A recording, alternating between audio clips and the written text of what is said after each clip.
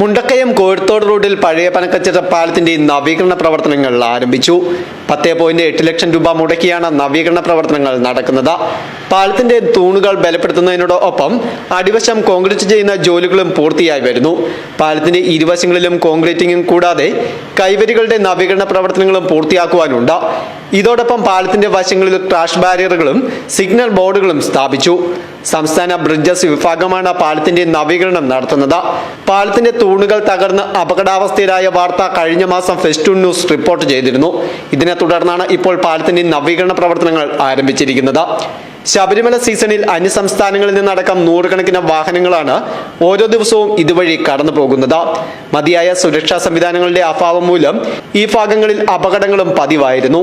ഇതോടെയാണ് സിഗ്നൽ ബോർഡും crash barrier അടക്കമുള്ള സുരക്ഷാ ക്രമീകരണങ്ങളോടെ നവീകരണ പ്രവർത്തനങ്ങൾ പുരോഗമിക്കുന്നത്.